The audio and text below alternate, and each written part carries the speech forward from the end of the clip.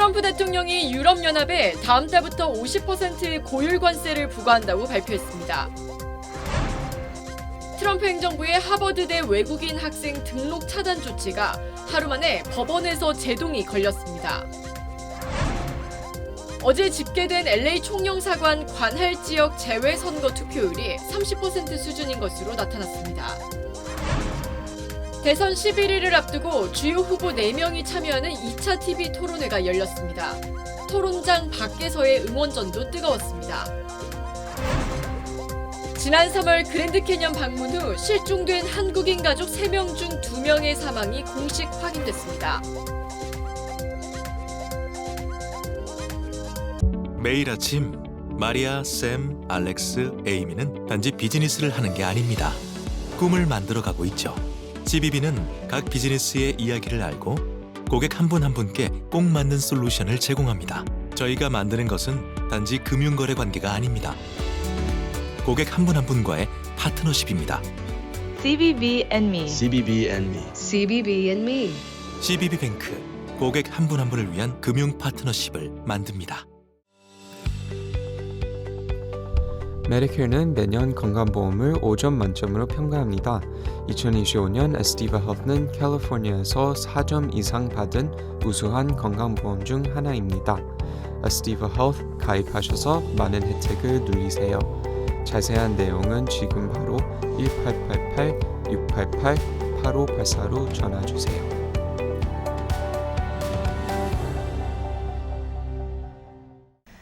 시청자 여러분 안녕하십니까? KBS 아메리칸 뉴스입니다. 트럼프 대통령이 유럽연합에 다음 달부터 50%의 고율 관세를 부과한다고 발표했습니다. 또 애플과 삼성 등이 해외에서 만드는 제품에도 25%의 관세 부과를 예고하면서 유럽 증시와 애플 주가는 크게 하락했습니다. 첫 소식 김경수 기자입니다. 트럼프 대통령은 유럽연합, EU가 미국에 매년 2,500억 달러, 우리 돈 344조 원의 무역 적자를 초래하고 있다고 주장했습니다. EU와의 협상에 진전이 없다고 비판하면서 다음 달 1일부터 EU 수입품에 50%의 고율 관세를 부과하겠다고 했습니다. It was formed in order to hurt the United States, in order to take advantage of the United States, and they've done that. 트럼프는 이번 조치가 협상용 카드라는 비판을 의식한 듯 EU에 대한 관세는 협상을 위한 것이 아니라면서 이제는 자기 방식대로 게임을 할 것이라고 했습니다. 스콧 베센 미국 재무장관도 트럼프의 이번 조치가 EU를 서둘게 만들기 바란다고 덧붙였습니다. So I'm very optimistic that perhaps Germany can help push the EU forward here. 트럼프 대통령은 또 미국에서 팔리는 아이폰은 미국에서 제조되길 바란다며 그렇지 않다면 애플은 최소 25%의 관세를 내야 할 것이라고 말했습니다. 특히 삼성 등 다른 해외 생산 기업도 마찬가지라면서 6월 말 관세 부과를 예고했습니다. It would be more. It would be also Samsung and anybody that makes that product. Otherwise, it wouldn't be fair. 트럼프는 그러면서 미국에 공장을 지으면 관세가 없다고 거듭 강조했습니다.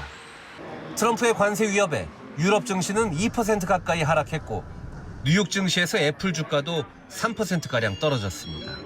워싱턴에서 KBS 뉴스 김경수입니다. 트럼프 행정부의 하버드대 외국인 학생 등록 차단 조치가 하루 만에 법원에서 제동이 걸렸습니다. 매사추세츠 연방법원은 국토안보부가 하버드대 유학생 프로그램의 인증을 취소한 데 대해 그 효력을 중단해달라는 하버드대의 가처분 신청을 받아들였습니다. 재판부는 가처분이 인용되지 않을 경우 즉각적이고 회복 불가능한 손해를 입게 될 것임을 원고 측이 충분히 입증했다고 설명했습니다.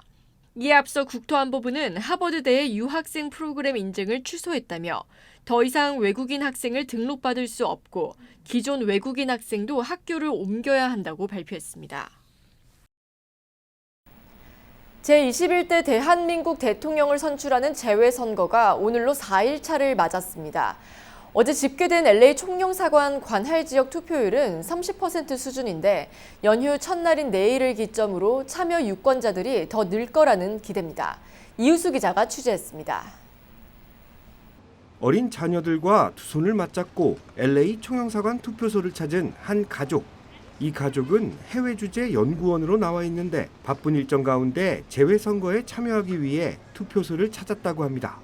해외에 있지만 꼭 투표를 해야겠다고 생각을 했고 그래서 마침 오늘이 시간이 좀 괜찮아서 아이들이랑 같이 나오게 됐습니다. 재외선거 투표소가 설치되지 않은 지역에서 일부러 투표소를 찾은 유권자도 만나볼 수 있었습니다. 이 유권자는 오늘 아침 항공편으로 로스앤젤레스 공항에 도착했다고 합니다. 부랴부랴 비행기 티켓 예약을 해서 지금 선거도 굉장히 갑작스럽게 지금 생긴 거잖아요. 그래서 티켓 구하는 것부터 해가지고 모든 게 좀 갑작스럽게 하게 됐습니다. 그래도 너무 좋아요. 투표소에서는 내일부터 시작되는 메모리얼데이 연휴를 준비하기 위한 유권자들도 만나볼 수 있었습니다. 일찌감치 투표에 참여한 뒤 여유로운 연휴를 맞이하기 위함입니다. 이번 주에 롱위켄이어서 또 가족들하고 계획도 있고 그래가지고 마침 오늘이 딱 투표하기 좋은 시간대, 좋은 요일이어서 나왔습니다. LA 초영사관에 따르면 어제까지 집계된 유권자 수는 전체 등록 유권자의 30% 수준입니다.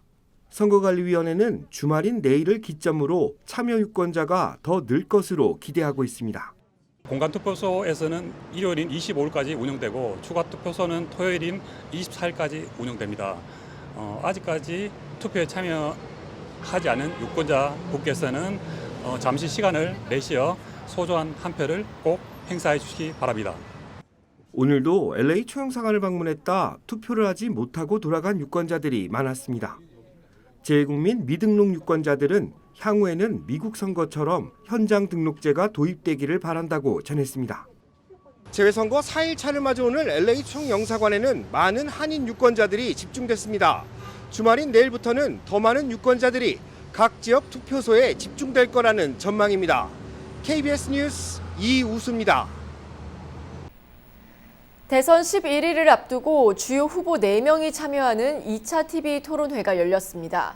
후보들은 상대를 강공하며 출동했고 사회를 통합할 해법도 상당히 달랐습니다. 이수민 기자가 보도합니다. 사회 분야를 주제로 한 TV 토론. 모두 발언부터 날선 발언들이 오갔습니다. 계엄이라고 하는 이 황당한 내란 사태에 온 국민이 놀라고 있습니다. 헌정 질서를 회복하는 것은 무엇보다도 중요합니다. 이재명 후보도 이제부터 진짜라고 하는데 그러면 그전에는 전부 가짜 대한민국이었습니까? 사이비, 호텔 경제학에 의문을 제기하는 국민을 바보라고 조롱하는 후보가 감히 노무현을 입에 올리는 세상에서 감옥에 있어야 할 윤석열이 부정선거 음모론 다큐를 즐기며 거리를 활보하고 있습니다. 사회 갈등을 극복하고 통합을 이뤄내기 위한 방안으로 이재명 후보는 내란 사태 극복을 강조했습니다. 야당을 완전히 쓸어 없애버리려고 한 것 아닙니까? 내란 사태를 극복하는 것, 엄격하게 심판하는 것, 이게 가장 중요한. 김문수 후보는 부정부패한 사람이 대통령이 되어서는 안 된다고 했습니다. 이재명 후보 자신은 5개나 재판을 받고 있습니다. 즉 불법 대북 송금 사건으로 부지사를 감옥에 보내놨는데 7년 8개월입니다. 이준석 후보는 기존 정치 세력이 우리 사회 갈등 구조를 증폭시키고 있다며 세대 교체를 강조했습니다.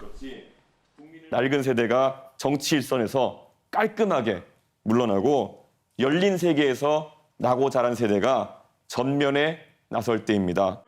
권영국 후보는 이번 대선에서 극우 내란 세력이 퇴출돼야 한다며 사회 통합을 위해 노동자 권리 보장, 부의 재분배 등을 약속했습니다. KBS 뉴스 이수민입니다.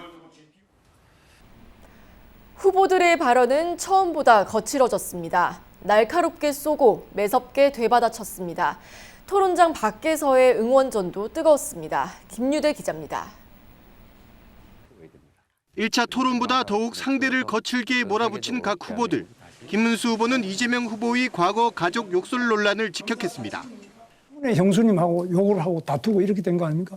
가정도 제대로 못하는데 어떻게 나라를 통합시킬 수 있겠습니까? 이재명 후보는 김문수 후보의 소방서 전화 갑질 논란으로 맞받았습니다. 우리 집안 내에 내밀한 사적 문제인데 굳이 따지자면 본인은 갑질을 하지 않습니까? 소방관한테 전화해서 나 김문수인데 뭐 어쩌라는 거예요? 공세가 집중되자 이재명 후보는 김문수, 이준석 후보의 단일화 가능성에 견제구를 날렸습니다. 헌정질서 내란 세력인 국민의힘 김문수 후보와 단일화할 거다. 본인의 망상 속에서 계속 그것만 두려운 겁니다. 토론 주제마다 후보들은 충돌했습니다. 제가 무엇을 잘못했는지를 구체적으로 말씀해 주셔야 그 부분인데 주로 이대남의 얘기를 주로 하시는 것 같아요. 예전에 민주노동당이나 그래서 아까- 정의당을 보고 빨갱이 아니냐 했던 것과 동일한 얘기거든요. 잠깐만요. 우리 이준석 후보는 언제나 그러신 것 같아요. 뭐 문제 지적을 예를 들면 과잉되게 아니면 왜곡되게 비판하면 극단적이시군요 하는 공격으로 덮으려 합니다. 무지성, 비과학, 비합리, 파란 옷을 입은 또 다른 계엄 세력입니다. 토론회가 열린 서울 여의도 KBS 앞에는 일찌감치 각 후보 지지자들이 모여 열띤 장애 응원전을 펼쳤습니다. KBS 뉴스 김유대입니다. 지난 3월 그랜드 캐년 방문 후 실종된 한국인 가족 3명, 이 중 2명의 사망이 공식 확인됐습니다. 실종 71일 만입니다. 애리조나주 공공안전국은 40번 프리웨이에서 발생한 다중 추돌 사고로 전소한 BMW SUV 차량에서 탑승자 시신 3구를 발견했으며 유해 일부의 DNA를 분석한 결과 실종된 이지연 씨, 어머니 김태희 씨와 일치했다고 밝혔습니다. 이에 따라 아직 신원이 확인되지 않은 세 번째 탑승자는 함께 있던 이 씨의 이모 김정희 씨일 가능성이 높습니다. 그동안 수사당국은 이들이 실종 당일 40번 프리웨이에서 발생한 22중 추돌 사고와 연관이 있을 것으로 보고 조사를 진행해 왔습니다. 애리조나주 공공안전국 측은 신원이 확인된 이들은 LA 총영사관에 해당 사실을 통보했으며 총영사관 측이 이를 한국의 유가족에게도 전달한 것으로 알고 있다고 밝혔습니다. 어제 샌디에고에서 비행기가 추락한 소식 전해드렸는데요. 추락한 항공기에 유명 음악 에이전시 대표 등이 탑승했던 것으로 확인됐습니다.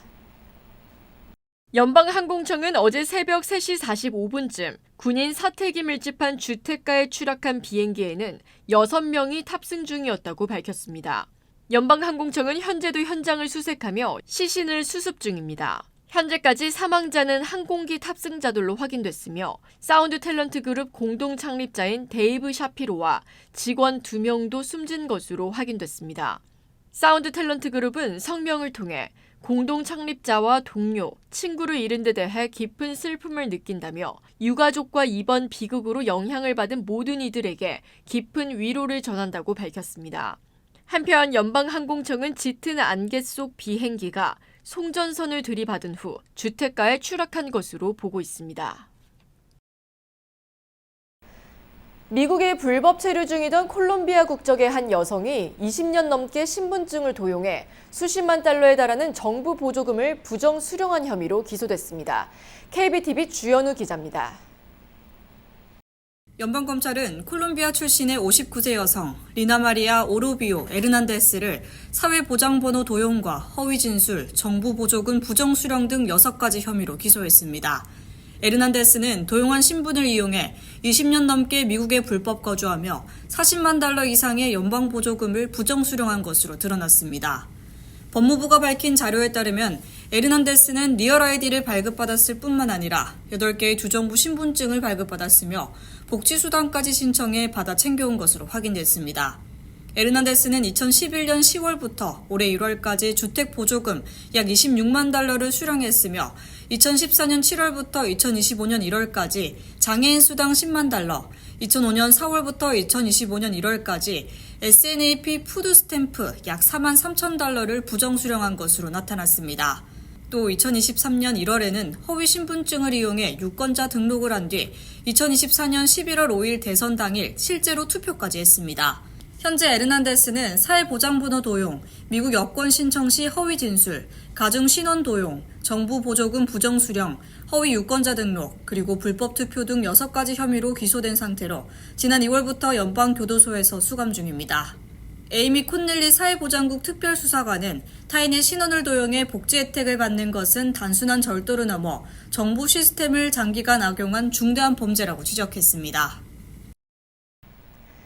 미국을 떠나 영국 시민권을 신청하는 미국인들의 수가 기록적인 수준으로 치솟았다는 통계가 나왔습니다.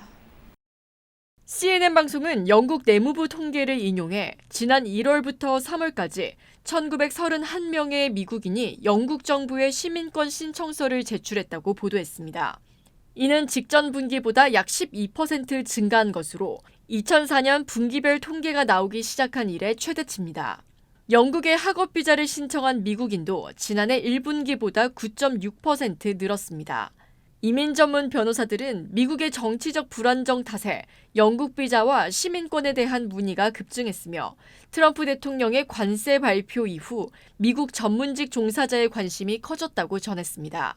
전문가들은 미국 정치적 상황으로 미국인이 안정성과 기회를 찾아 해외로 눈을 돌리고 있다며 특히 성소수자와 소외계층에서 이런 현상이 나타나고 있다고 전했습니다.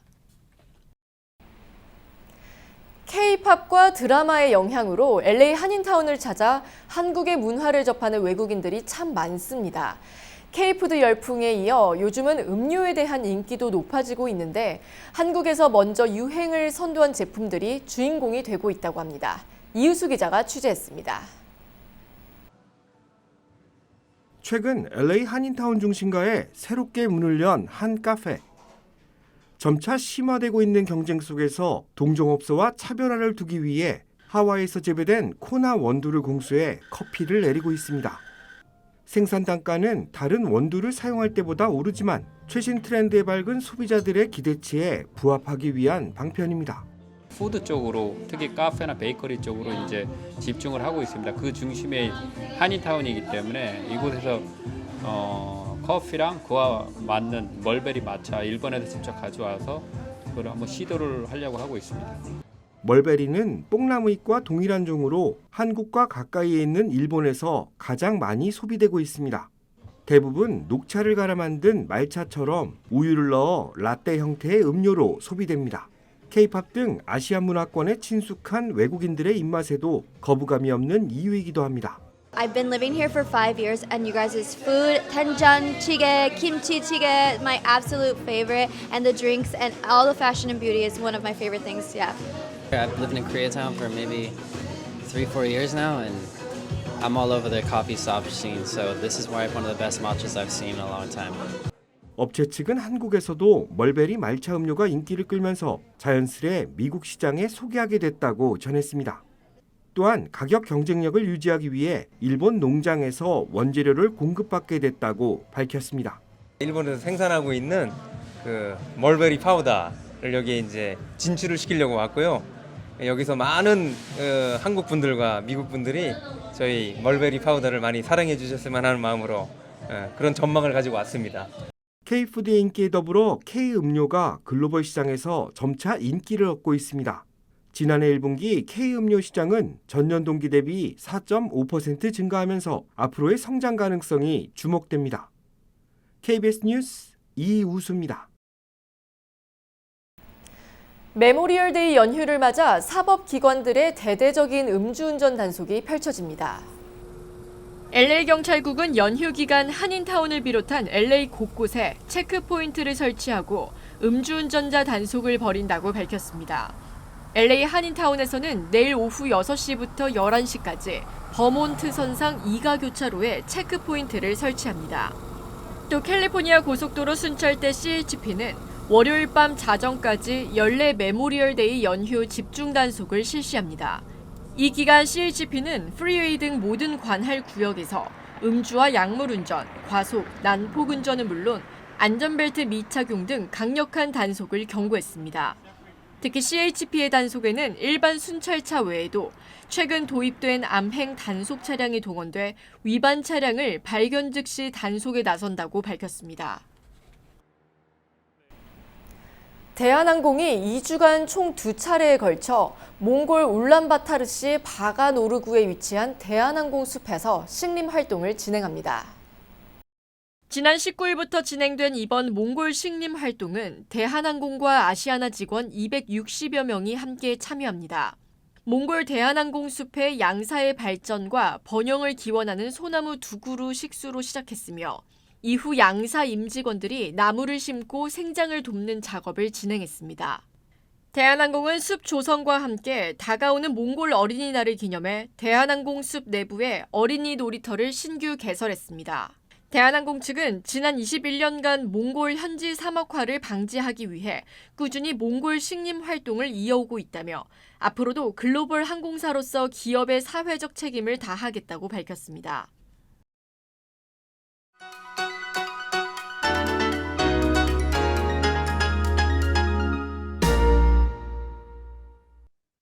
주식시장은 하루 오르고 하루 엇갈리고 3일이나 떨어진 이번 주를 7주 만에 최악의 주로 마무리했습니다.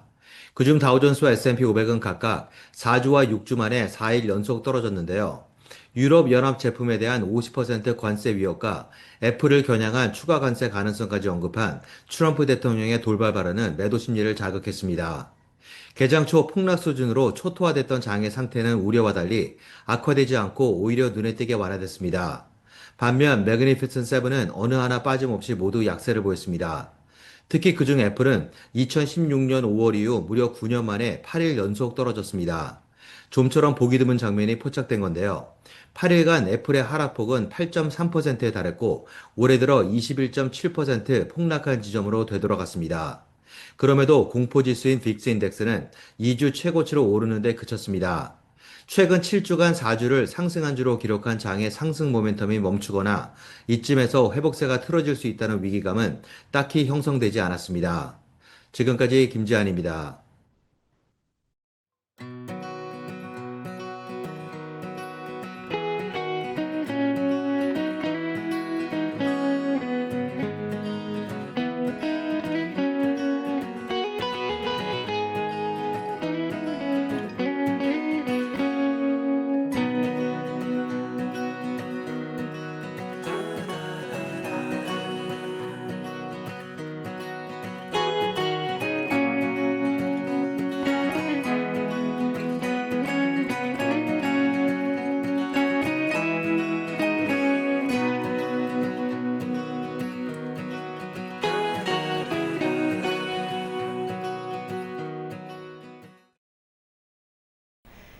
KBS 아메리카 뉴스 오늘 소식은 여기까지입니다. 시청해주신 여러분 고맙습니다.